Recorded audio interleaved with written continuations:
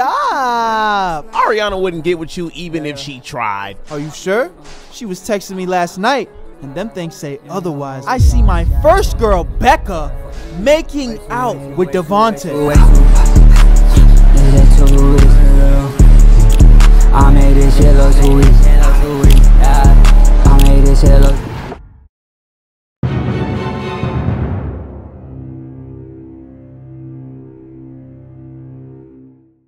This story takes place my last year in middle school, 8th grade, and like many others, this is around the age when women start to become the main focus of any young man's mind. I know my fellow brothers out there know what I'm talking about. It's almost as if something switches in our brain. Nothing else matters in life, except the fact that as a man, we have a plethora of women who like us.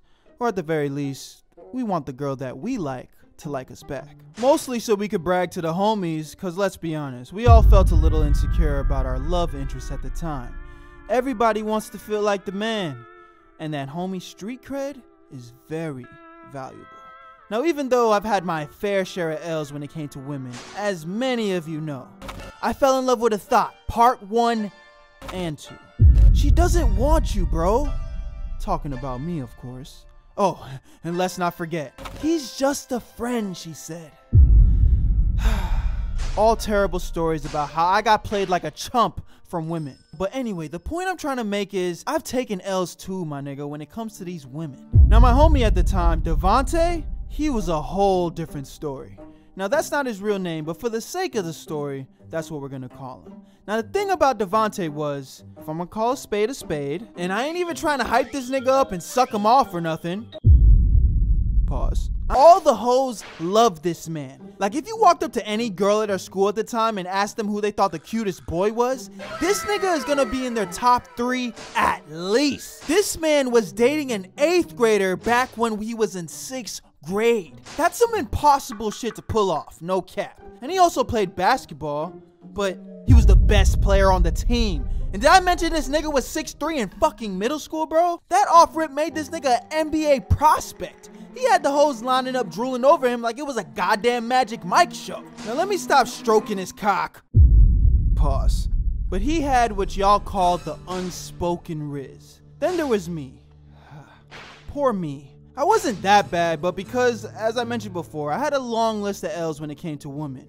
But the difference was, I had strength in numbers. For every 20 girls that curved me and played my shit, I had at least 2 or 3 that actually rocked with me, which was pretty good numbers. I earned my women. I also played basketball, and yeah, I wasn't the best player on the team, but I was still in the starting 5 and did my thing. So that alone qualified for a couple of gym badges in the ladies' books. And I was always into shoes and fashion, so I dressed better than these niggas anyway. The L's made me into a stronger man, a more confident man. So while Devontae was able to pull any girl he wanted without any real effort, I was still considered a high-value male in my school because I put the work in. Confidence truly is key, so for all my ugly brothers out there, don't worry, you still got a real shot at bagging her. Just get you a sense of humor and some confidence and you'll be alright.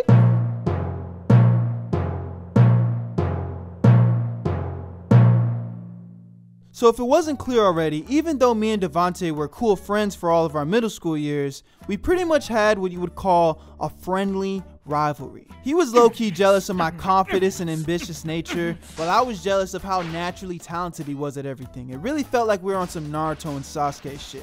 So fast forward to the last day of 8th grade year. It was an early morning and I was just waiting for class to start, just chilling at the breakfast table in the cafeteria. Devontae pulls up with this smirk on his face. What the hell are you smiling about? Oh, nothing. Miranda just been all over me lately. Wait, my Miranda? There's only one Miranda in the whole school, dude. Why would you try and hook up with my Miranda? You know me and her had a thing last year. It's the last day of middle school. We probably ain't never gonna see most of these girls ever again, so stop tripping. Might as well. Have some fun, nigga. Now, my initial thought was, this nigga Devontae is a slime ball. But before my anger could truly process, I realized he kinda had a point. Alright, so I guess you wouldn't mind if I hooked up with your ex, Ariana, cause she's been eyeing me all gym class. Ariana wouldn't get with you even if she tried. Are you sure? She was texting me last night, And them things say otherwise, my boy. That don't even matter because the matter of the fact is, you know I get more girls than you. And you know that's cap. Girls only like you because you're a little pretty boy. And they always leave you in the end because they realize you're not man enough to keep them. Wanna prove it then? Just say the word. No cheating, no BS. Whoever can kiss the most girls by the end of the school day has the best riz. Say less. We shook hands and agreed on probably the most degenerate fuckboy challenge in the history of slime balls. The clock was on. I was officially on the hunt, trying to seek out my prey. I knew realistically I was at a disadvantage because there was probably a lot more girls in the school that genuinely had a crush on Devontae. But where I knew I had him beat was I had a lot more genuine relationships with girls where I felt like I could smooth talk them into liking me. The only problem was, due to the nature of this challenge, my intentions probably would come off more manipulative. But there was no way in hell I was gonna let this light skin win. I was down for anything. And then there she was, my first target, Becca. This was a girl I'd walk to class every day and we would have those cute little flirty conversations. She would always call me her best friend and kiss me on my cheek. But I always knew I could take it there if I really wanted to. So I'm holding her hand and walking her to class and, why are your hands so sweaty? I don't know. I think you might just be making me a little nervous today. Why would you be nervous all of a sudden? You just look so beautiful today. I just can't help it. Wyatt, stop! Boom! Right then and there, I knew I had her. When a girl says no, no means no. When a girl says stop, stop means stop. But when a girl says, oh my God, stop, looking you in your eyes, begging for more, skin as red as a tomato, blushing because you just made her little insides get the butterflies. Oh yeah, you win there, my boy. So finally we get to her class. I gave her a hug, looked down into her soul while she was looking up at me, and I did the deed. First kiss secured, gang. This was actually easier than I thought. And after that, I had the confidence I needed to secure the W. Next, I had this one girl named Augustina, who I had already been hooking up with on and off when we had little movie dates on the weekend. So getting her to kiss me behind the bleacher honestly wasn't hard at all. So as I'm walking to class, I take my phone out to text Devontae, trying to get my bragging rights off, just for him to respond with, keep celebrating your little 2 points, cause I already got 4 in the bag. I don't know what type of game this man was running, but it didn't matter. He had 4 points in the same time I only had 2. I needed to step my game up. How could I out-riz this man? I didn't have enough time to smooth talk every girl that I came in contact with.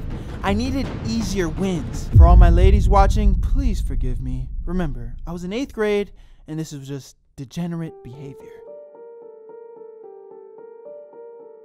I picked up my phone and started typing the message that said, hey, I've been meaning to tell you this for a while, but I've always really liked you, and for some reason, I kind of got the vibe that you liked me as well, and since today's the last day of school, I'm not sure if I'll ever get another chance, but I really wouldn't mind giving you a kiss goodbye.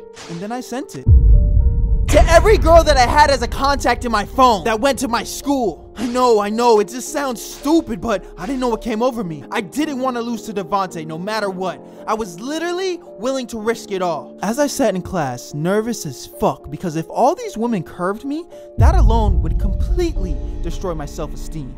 Getting curved by one girl you like is one thing, but sending a mass message confessing your love to get passed up by every single one, that could break a man.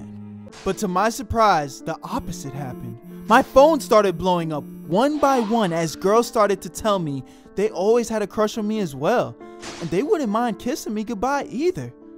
Oh shit, this might actually work.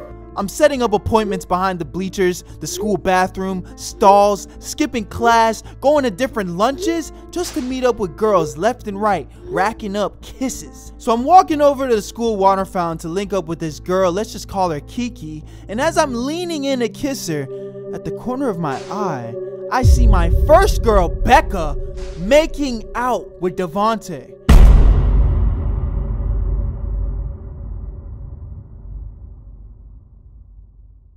Now, given the situation, this is technically fair game. But unlike most of the other girls that I got with today, I actually did have a crush on Becca, and she kissed me this morning. So I couldn't help myself and I blurted out, "Hey yo, Becca, what are you doing?" "Oh shit, why?